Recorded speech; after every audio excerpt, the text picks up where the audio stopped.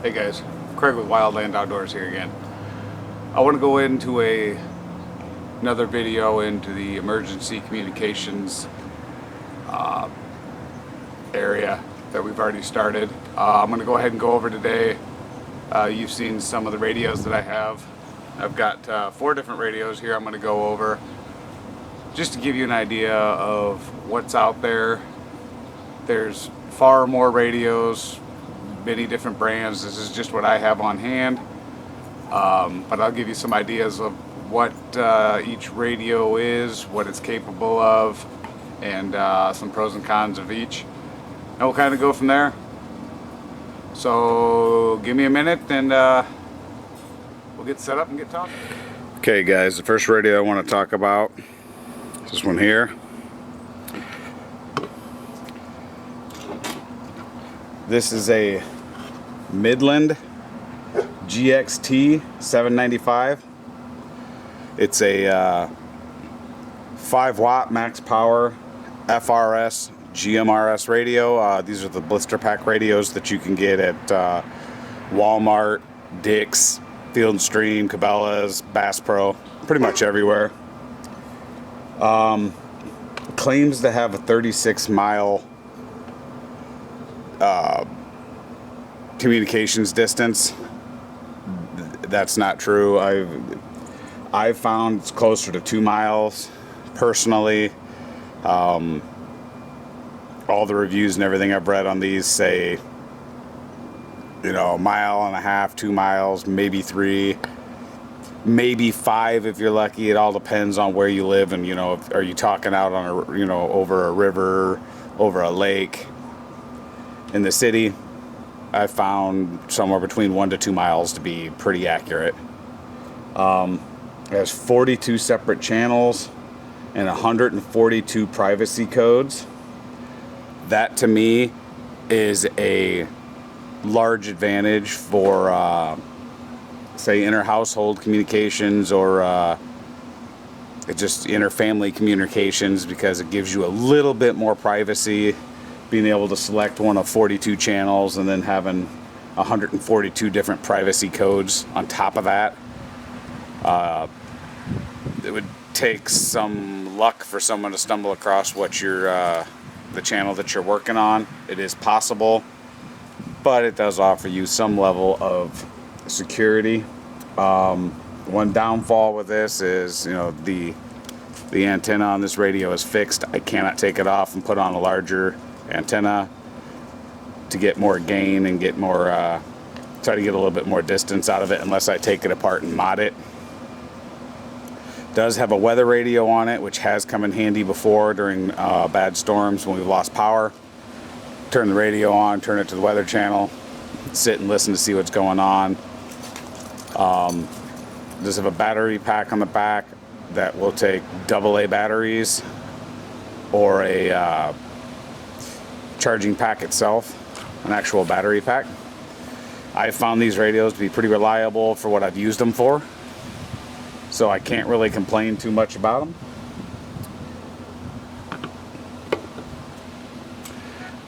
This is going to be the next radio that we're going to talk about here.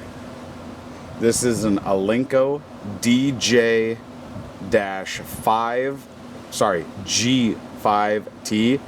Is a VHF UHF twin receive ham radio. Twin receive on a true twin receive radio means that I can receive 2 separate frequencies at the exact same time.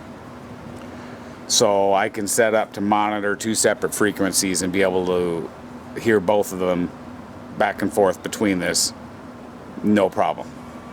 It has a cross-band repeat feature.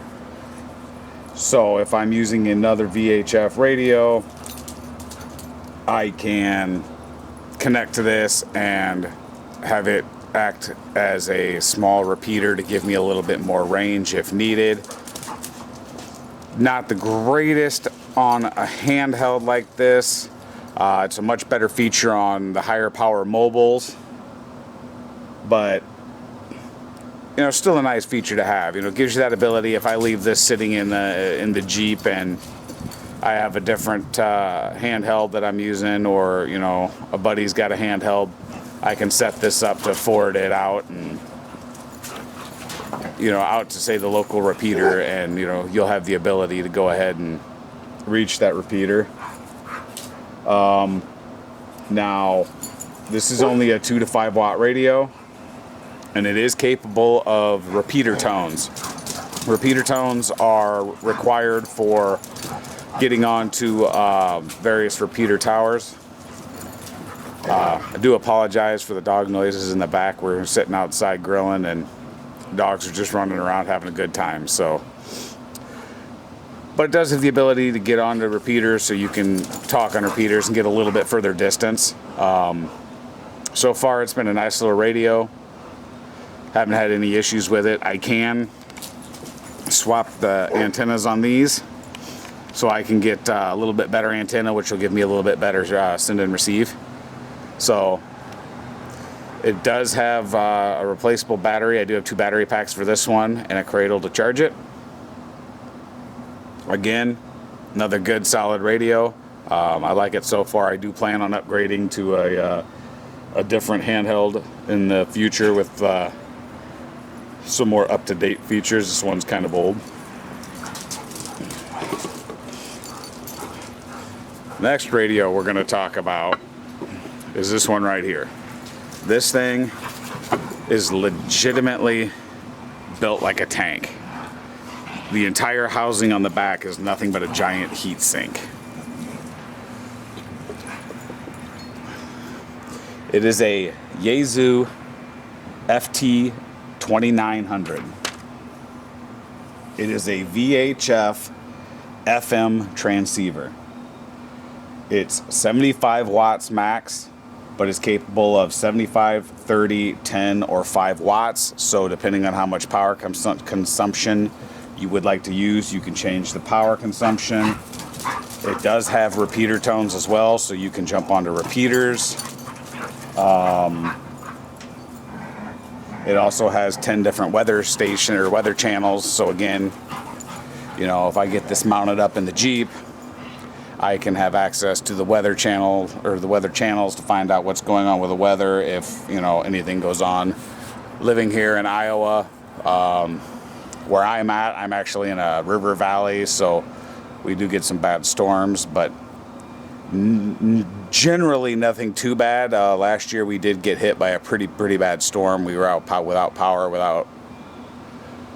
We did not have power for a week, and I was working 12-hour days for pretty much close to a month and a half, just cleaning up the mess from the storm. So we do get some bad storms. So being able to have the weather channels in there and the ability to communicate out is nice. It also has a severe weather alert.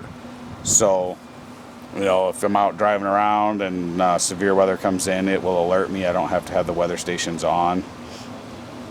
Now, my brother gave me this radio, and he did say that this radio had the same thing, a crossband repeat. I'm not 100% on that, but if it does, again, I can use the handheld to transmit to the mobile and then output from the mobile at 75 watts to get even further out. So if I'm out hiking a trail or something, I can transmit from this handheld to this mobile and then out of this mobile at 75 watts to try to get out and reach somebody in case something happens and I need help. Again, you can see the trend. We're stepping up here. You know, these two are both kind of 2 to 5 watt-ish, short range, a little bit further, a lot further. The last radio that I have that we're going to talk about is this one right here. It's another mobile. It's a Yaesu FT891.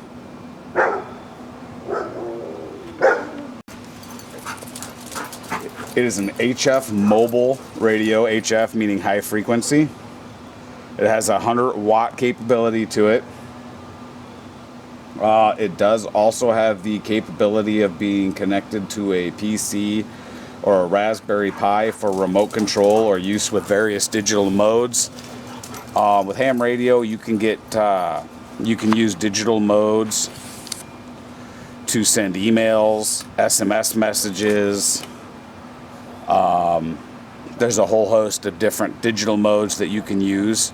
So in the future, I'll be looking at either getting a Microsoft Surface or maybe a cheap laptop or possibly a Raspberry Pi to work with this, so that we can explore the digital uses for emergency communications. There's a lot of guys out there now that are exploring those on their YouTube channels.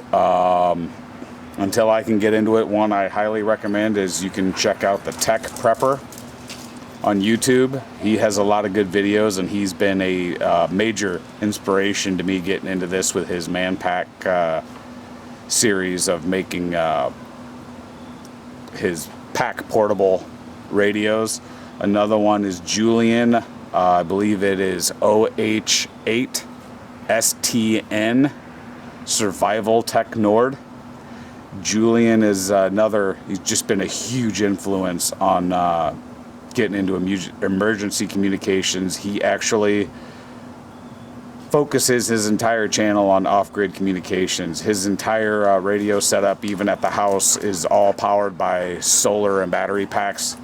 He does have a charger that he can plug into AC when needed, but otherwise his goal is to be able to run everything off of batteries.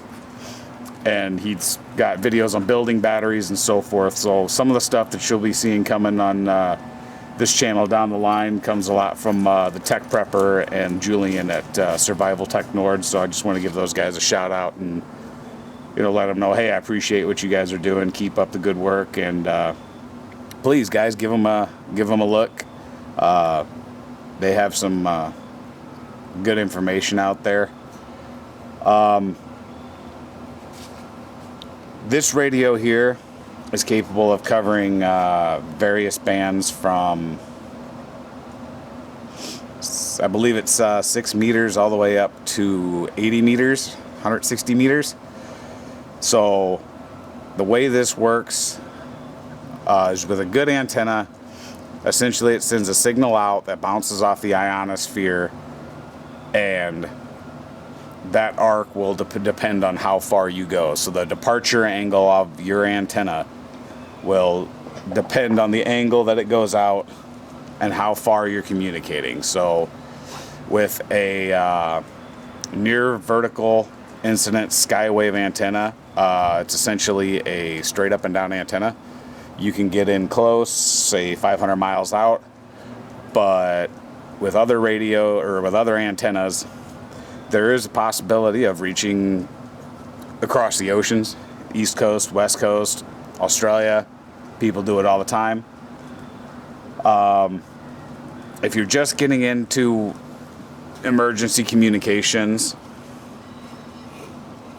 research is going to be your friend. I mean, I'm providing you with what I know, which emergency communications is a very deep hole to climb in. There's a lot of information. There are a lot of good people out there that have a lot of information and a lot more experience with it than I do. But I always would recommend starting off with your little blister pack radios. These are great for getting just getting your household in order, some basic communications that way. Kids going out on a bike ride, you send them with one of these, you have communications with your kids. And experiment with them. If you get a set of blister pack radios and they say they'll go 36 miles, 40 miles, whatever they're advertising these days, test it. Give your wife a radio at the house, tune it in, pick a distance, drive a half mile. Can you check in? Drive a mile. Can you check in? Mile and a half, 2, 3, 5, until you lose that ability. Go north, south, east, west. Try to figure out where are these radios going to fit in. If you go to get into the ham radio side of things, I highly suggest you get you get your ham radio license. I can't reiterate this enough. There's a lot of people out there that say, just buy a ham radio, you know, when SHTF happens or whatever, nobody's going to care about a license. Well, nobody may care about a license when that happens, but being able to know your radio, use your radio, understand how it functions, you know, ways to communicate. Does this antenna work? Does that antenna work? I want to be able to reach, you know, X location with my radio, so I need this type of antenna. I've tested it, it works. I know how to set it up. I can set it up in the field. I can set it up at home. Without a license, all you can do is set it up. You can turn it on, you can listen to people talk, but you won't know when that time comes. Will this little 75 watt VHF radio be able to reach the people I need it to reach? Or do I need my 100 watt HF? And then with this HF, what antenna do I need? In videos coming up, I'm going to be building a in-fed half-wave antenna. When that time comes, I'll explain a little bit more about the in-fed half-wave. I also plan on building a dipole kit. A dipole is basically an antenna. It's just 2 lengths of wire with a coax cable in the middle, but they work very well. They can be set up in various different styles: an inverted V, an inverted L, you know, straight line, curve them, S, you know, whatever you've got the space and the ability to do, they can be set up for it. And we're going to set them up, and then hopefully we'll get out in the field and we'll do some testing. And I'm going to take you guys along with it as I go through and I learn, because this is all a learning process for me. This is why I started the emergency communications section on this radio. Is as I'm digging more and more into this, I am realizing the advantages and how people need to know more and understand more. And hopefully I can help fill in some information. So again, guys, this is Craig with Wildland Outdoors, talking about emergency communications, and I look forward to seeing you guys in the next video. And remember, train with what you got.